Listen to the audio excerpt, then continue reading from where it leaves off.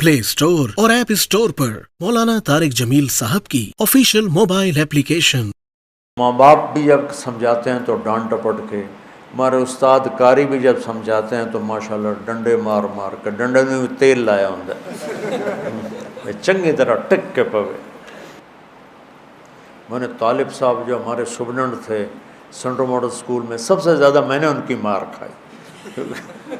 वो ऐसे टका के मारते थे ना, एक हाथ यहाँ रखते थे और इतना बड़ा होता था सेफ जिसमें वो सोटी पड़ी होती थी। और खालिद मेला मेरा जिगरी यार 55 साल से मेरी उसके ज़िम्मे होता था डंडा निकाल के लाना, तो डंडा लाने वाला मेरा यार होता और वो ऐसे अंदर उतर जाता था वो डंडा और हमारी हाय हाय होती थी।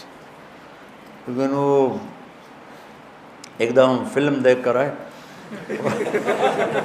मैं और जावेद नज़ीर मरहूम फौत हो गया, तो वो थोड़ा आगे था, वो भागा भागा जाके बिस्तर पे लेट गया उल्टा होके कि मैं तो सुता पे। मैं थोड़ा पीछे था तो मैं बरामदे में ही पकड़ा गया, मुझे जम मारा। अभी बयान करके मुझे ज़रबें याद आ रही हैं। जावेद नज़ीर बड़ा खुश के तारिक जमीन लितर पै गए, मेरा तो उन्हें पता ही नहीं लगा और ऐं करके सुता पे ना कि आराम नाल तो रिजाई लाइट सॉरी दिया ठा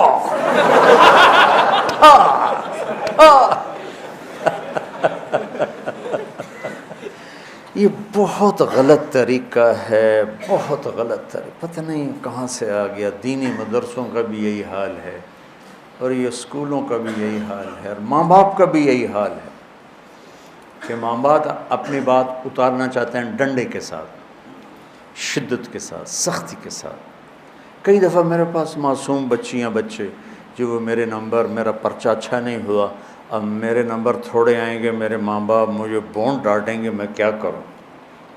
मैंने कहा पुत्र मैं क्या करूँ, कोई दम ज़रूर पड़ा, कोई तो तावीज़ दे माँ। वो नादान माँ बाप हैं जो बच्चों को कम नंबर आने पर डांटते हैं।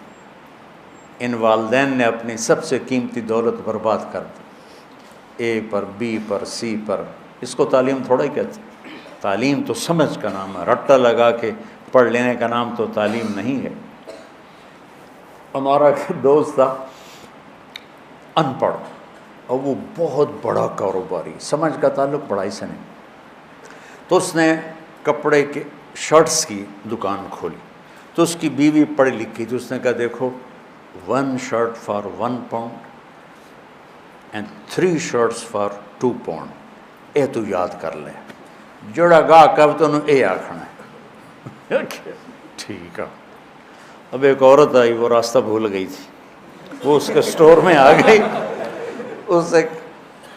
उसने रास्ता पूछा कि एजेक्स का रास्ता किधर है? उनका 1 shirt for 1 pound and 3 shirt for 2 pound।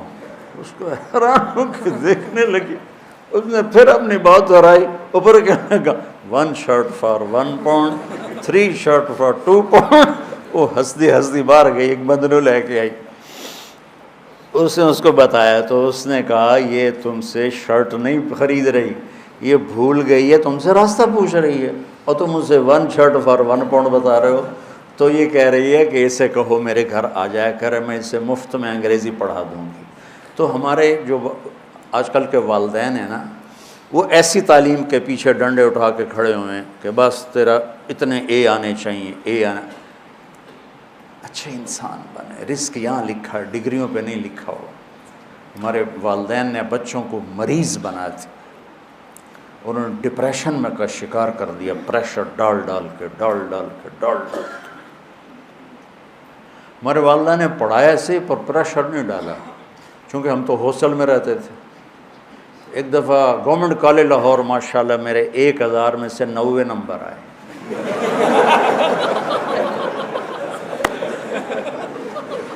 मुझे कोई परवाह ही नहीं थी, वो था कॉलेज का इम्तिहान, मतलब ऊपर बोर्ड का नहीं था, कॉलेज का इम्तिहान था, तो वो भी एक बड़ी इज्जत होता है। मैं बड़े फ़ख्र से बताता, कोई है जिंदे 1090 आए होने, मेरे आए। तो हिदायत होता है किसी को प्यार मोहब्बत से समझा के انجام بتانا ہے۔ ہمارے بچے تو ذبح ہو گئے اسکولوں پر اور پڑھائیوں پر اور ٹیوٹر اور ٹیوشن سینٹر، ان بیچاروں کی جو پنپنے کی عمر تھی، بڑھوتری کی اور عقل کی گروتھ کی عمر تھی، وہ ساری برباد ہو جاتی۔ پھر جو ہی سر نکالتے ہیں نافرمان ہوتے، چونکہ ان کے جو نیورونز ہوتے ہیں وہ 3 سال کی عمر میں اسکول جاتے ہیں، وہ جلنا شروع ہو جاتے ہیں، اسی میں پیچھے سے کرنٹ زیادہ آ جائے تو یہ پھٹ جائیں گے، ٹوٹ جائیں گے۔ جب 3-4 سال کے بچے پر کتابوں کا بوجھ لادا جاتا ہے، پھر ماں باپ کا پریشر ہوتا ہے، تو ان کے نیورون کہتے ہیں دماغی سیل، وہ جل جاتے ہیں، پھٹ جاتے ہیں۔ پھر جو بڑے ہوتے ہیں نہ ماں باپ کی سمجھتے ہیں نہ کسی اور کی سمجھتے ہیں، وہ اپنی کرتے ہیں، اپنی موج میں ہوتے ہیں۔ ہدایت محبت سے، پیار سے کسی کو بتا دینا، آگے وہ لے لے تو ٹھیک ہے، نہ لے تو میرا ذمہ ختم ہو گیا۔ ھذا بلاغ للناس۔ یہ قرآن چونکہ عربوں پہ اترا ہے، ان کی زبان میں اترا ہے، ان کی معاشرت کو سامنے رکھ کے اترا ہے، تو ان کے اندر میں اتر گئی بات۔ ہدا سمندر میں پہاڑ کی اس چوٹی کو کہتے ہیں جو پانی سے باہر نکلی ہوئی ہو اور چمکدار ہو، سورج کی شعاعیں پڑنے سے چمکتی ہو۔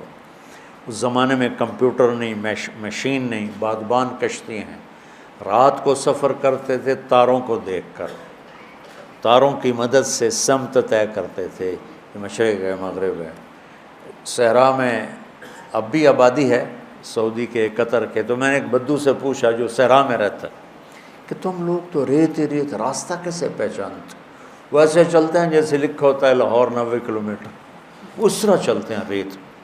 تو کہا ہم ستاروں کا علم جانتے ہیں، ہم ستاروں کو دیکھ کے چلتے، پر دن میں وہ اتنا ہمارے اندر ہوتا ہے کہ ہم اس کے مطابق چلتے رہتے۔ رات کو چلتے تھے ستاروں کو دیکھ کر، اور دن میں چلتے تھے ان روشن چوٹیوں کو دیکھ کر کہ یہ جگہ جگہ تھیں، اور انہوں نے ان کو متعین کیا تھا، یہاں سے جدے مڑنا ہے، یہاں سے یمبو مڑنا ہے، یہاں سے عدن مڑنا ہے، یہاں سے عقبہ مڑنا ہے۔